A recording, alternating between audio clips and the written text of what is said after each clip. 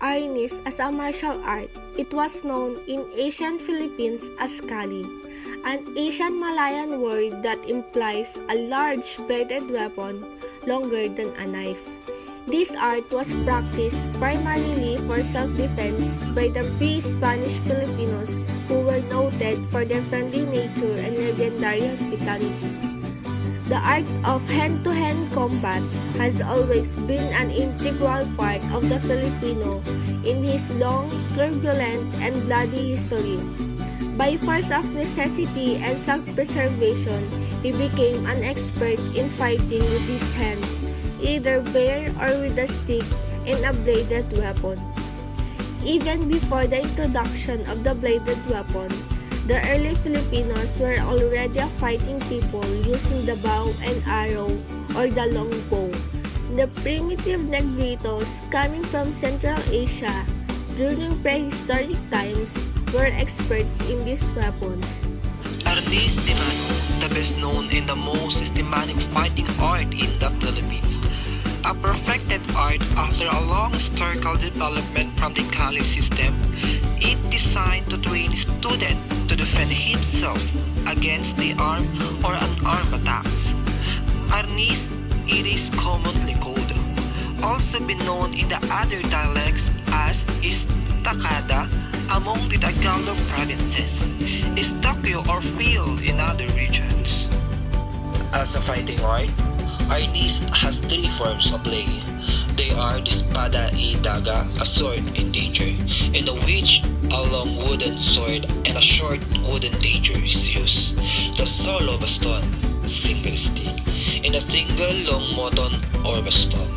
A wooden stick or rattan can, hardened by drying or heating, is used. The lives of Filipino heroes are linked with the awesome power of the martial art of Arnis. They triumphantly waged their heroic battle for freedom and liberty as a testimony of the power of and effectiveness of Arnis. Their successful stand against their severely armed adversaries in mortal combat in the arena of battle is now held in immortal inviolability by history of the 16th century. Kali, Arnis became so popular during the early days that it was known as the sport of kings and of the members of the royal blood. The first and foremost experts of the art were the Raja and Marlica of the Visayas and Tagalog regions, Amandakwa in Pangasinan, and Burawang of the Cagayan Valley region. The art was not confined to the elite alone. Ordinary Filipinos practiced Kali not only for self-defense, but also for entertainment. It was the most awaited entertainment, future and fiestas, and other gatherings. Kali was a standard fighting technique in hand-to-hand combat of the Filipinos when they revolted against Spain. Using the itak or bolo, the Katipuneros engaged the Spanish soldier in savage skirmishes.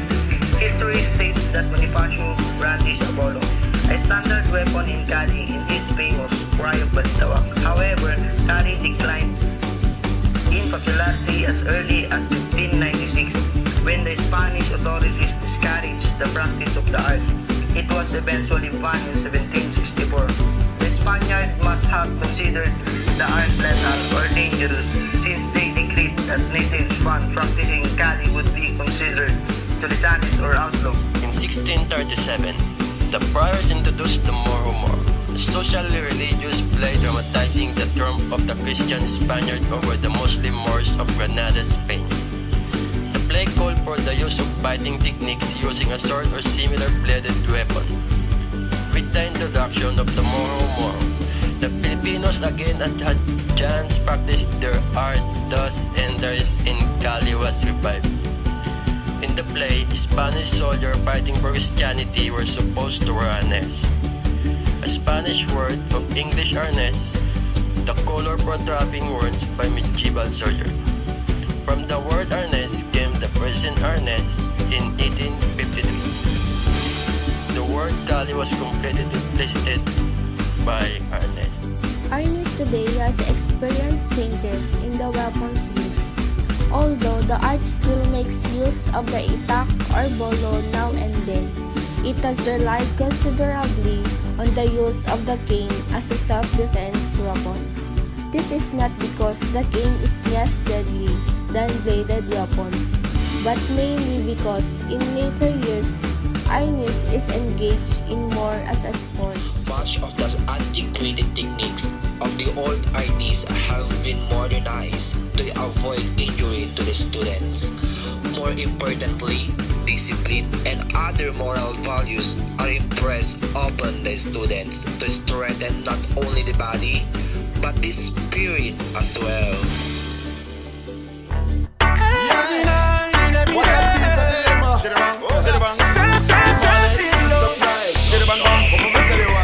Please on the track. Request me banana. Me a the girl them banana farmer. Do all of them a request me banana. Till I come and them no want go home. Without you, I don't know what I would do. Thought I could be you know forever till the next tree. Usually don't be falling down. You got a way of keeping me coming back to back. Every night, every day, I try to make it stay. So me do it. And girl I tell me, say me banana spray. Them say the length and size make them way. You know say that. So me do it. So me do it.